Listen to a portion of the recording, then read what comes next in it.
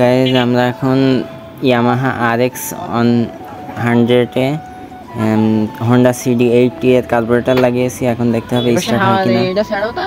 Mileage অনেকটাই বেড়ে যাবে, যেখানে 30 করে মাইলেজ দিত সেখানে 60ও দিতে পারে, 70ও দিতে পারে। তো দেখা যাক স্টার্ট হয় কিনা। তো হয়তো বা স্টার্ট হয়ে যাবে।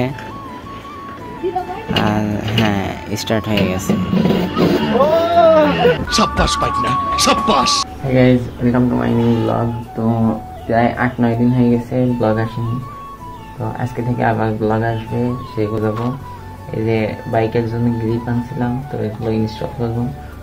তো এখন বাজারে যাবো, তারপরে এগুলো ইনস্টল করছি। তো সাথে থাকুন। আর আজকে থেকে আবার রেগুলার ব্লগ আসবে। 1 hour later. তো গাইজ এখন আমি বাজারে এসে দেখতে পারলাম কি আমাদের মেকানিক সাহেব আর কি নিনজা টেকনিক খাটাচ্ছে তার ইয়ামাহা RX 100-এ মাইলেজ বাড়ানোর জন্যে। তার মাইলেজ দেয় মোটামুটি 30 থেকে 35। সেখানে সে ইয়ামাহা RX 100-এর কার্বোরেটর বাদ দিয়ে হোন্ডা CD80 এর কার্বোরেটর লাগাচ্ছে, যাতে মাইলেজটা আরও বেশি দেয়। তো কিছু মডিফিকেশন তো লাগে, না হলে তো ওটা লাগানো যাবে না। তো তার জন্য মডিফিকেশন চলছে। তো দেখা যাক আমাদের মিশন সাকসেসফুল হয় কিনা। তো কাজ চলছে, এখন ঘষা মাজা চলছে, সব ওকে। তো দেখা যাক কি হয়। এদিকে সবাই বলছে যে চলবে না, স্টার্ট হবে না। তো ফিটিং চলছে।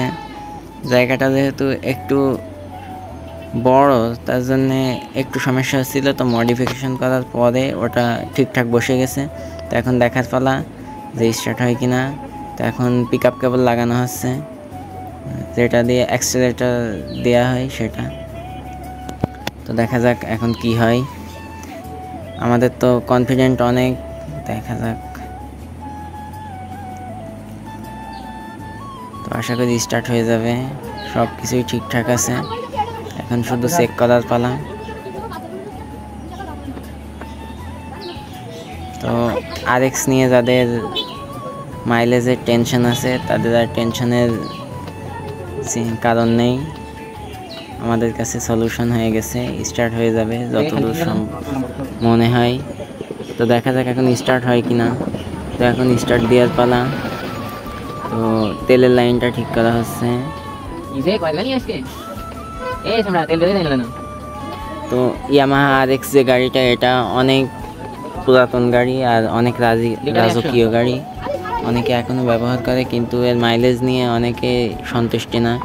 কারণ এটা তো টপ স্পিডের জন্য কেউ ব্যবহার করে না, সচরাচর বেড়ানোর জন্য ব্যবহার করে। তো যার জন্যে এটার যে সাউন্ড সেটাই বেশি আর কি ম্যাটার করে, টপ স্পিড না। আর RX-এর যে টান, সেটা এই কার্বোরেটর লাগানোর পরে ততটা দিবে কি জানি না। তো মোটামুটি গাড়ি স্টার্ট হবে। তো এখন দেখা যাক, স্টার্ট হয়ে যাওয়ার কথা। আর স্টার্ট হয়ে গেছে না, এখন হয়নি। হ্যাঁ, তো আমাদের গাড়ি স্টার্ট হয়ে গেছে। এখন চেক করার পালা যে আসলে গাড়ি চলবে কি না।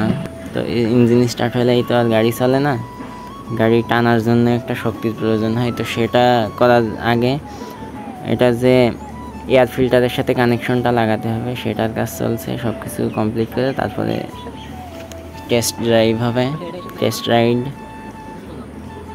তো দেখা যাক কি হয়। তো গাইজ এখানে ইয়ামাহা RX-এর যে বড় কার্বোরেটর থাকে সেটা বাদ দিয়ে CD80-র ছোট একটা কার্বোরেটর লাগানো হয়েছে, যাতে তেলটা কম খায়। তো সব কিছু ঠিকঠাক আছে, আশা করি স্টার্ট হয়ে যাবে।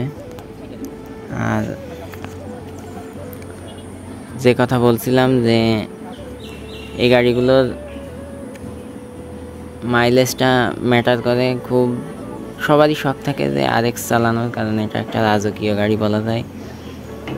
তো কন্ডিশন তো এখন অত ভালো পাওয়া যায় না, যার জন্যে মাইলেজ অনেক কম দেয়, 25, 30, 35 টেনে। তো সেখানে এই কার্বোরেটরটা ব্যবহার করলে অনেকটাই মাইলেজ ভালো হবে, কিন্তু আরএক্সের যে অরিজিনাল যে টার্নটা, যেটা জন্য আরএক্স বিখ্যাত, সেই টার্নটা আর পাবে না।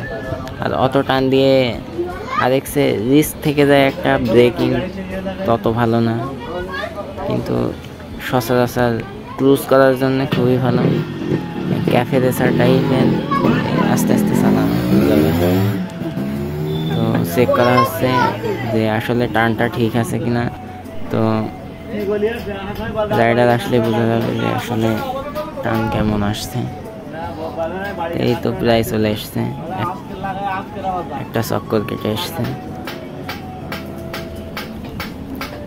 তো দেখা যাক এসে ফিডব্যাক কি দেয়, আশা করি ভালোই দিবে। তো হ্যাঁ, ভালোই।